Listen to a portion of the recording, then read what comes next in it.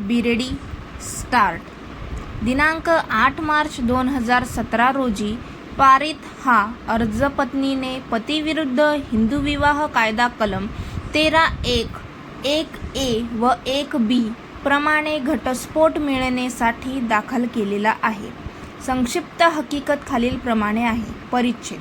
अर्जदाराचे असे म्हणणे आहे की गैर अर्जदारासोबत तिचे लग्न दिनांक 17/5/2011 रोजी मौजे बेलापूर खुर्द तालुका श्रीरामपूर जिल्हा अहमदनगर येथे झालेला आहे. लग्नानंतर तिला केवळ 1 वर्ष चांगले नांदवले. त्यानंतर गैर अर्जदार व त्याचे कुटुंबियांनी अर्जदारास पैशाच्या मागणीसाठी मूलबाळ होत नाही, स्वयंपाक येत नाही या कारणांवरून शारीरिक व मानसिक त्रास देण्यास सुरुवात केली. अर्जदाराचे आई वडिलांनी गैर अर्जदारास समजावून सांगितले, परंतु त्याचा परिणाम झाला नाही. गैर अर्जदार व त्याचे कुटुंबीय अर्जदाराचा छळ करीत असल्यामुळे त्यांच्यातील वाद मिटवण्यासाठी अर्जदाराचे वडील तिचे सासरी बेलापूर येथे आले.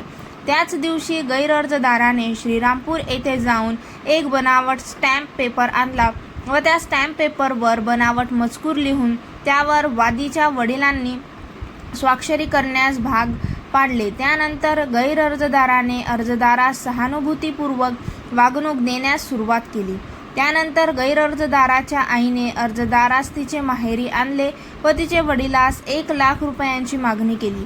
त्याप्रमाणे त्यांनी दिनांक 1/10/2012 रोजी गैर अर्जदाराच्या आईला बँकेतून रक्कम काढून दिली. त्यानंतर देखील तिला पैशांची मागणी होऊ लागली. परिच्छेद. अर्जदाराने माहेरी आल्यानंतर तिच्या वडिलांना तिला होणाऱ्या त्रासाबाबत सर्व माहिती सांगितली. अर्जदार ऑगस्ट 2013 पासून वडिलांकडे परभणी येथे राहू लागले. त्यानंतर गैर अर्जदाराने भ्रमणध्वनीवरून वारंवार धमक्या देण्यास सुरुवात केली. त्यामुळे अर्जदाराने महिला तक्रार निवारण केंद्र परभणी येथे तक्रार दाखल केली, परंतु गैर अर्जदार तिथे उपस्थित झाला नाही.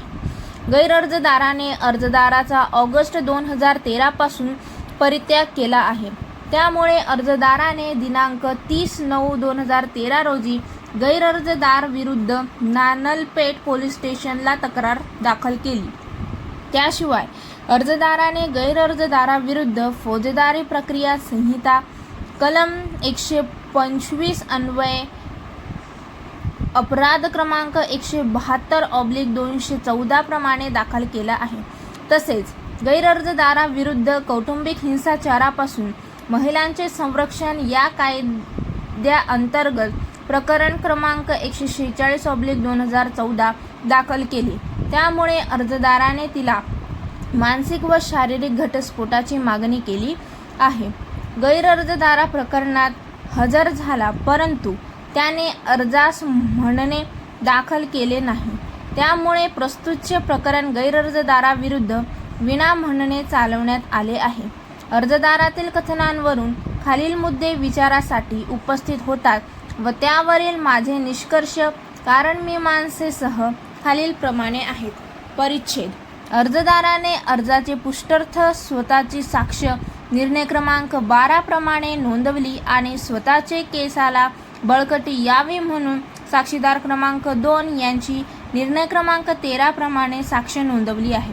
याशिवाय निर्णय क्रमांक 16 वर FIR ची प्रत दाखल केली आहे व पुरावा संपल्याची पुरसीसी निर्णय क्रमांक 17 दाखल केली आहे. अर्जदाराचे वकिलांचा युक्तिवाद ऐकला.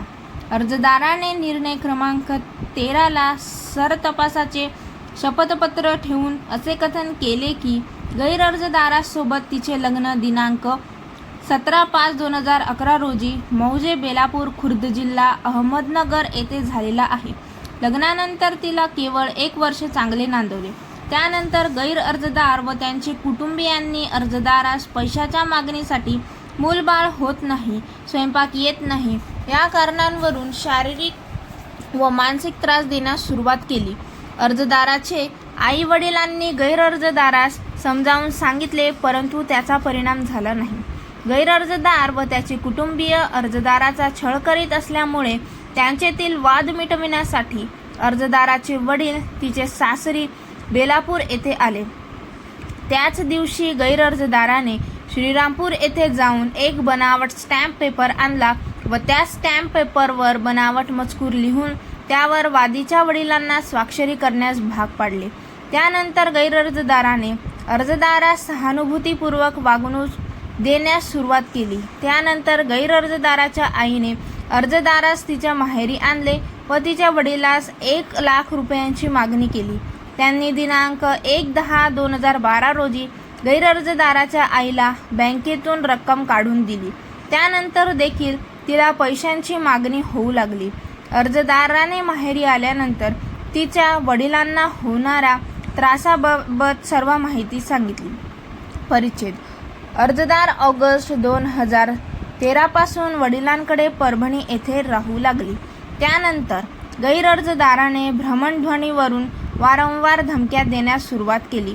त्यामुळे अर्जदाराने महिला तक्रार निवारण केंद्र परभणी येथे तक्रार दाखल केली, परंतु गैरअर्जदार तेथे उपस्थित झाला नाही. स्टॉप.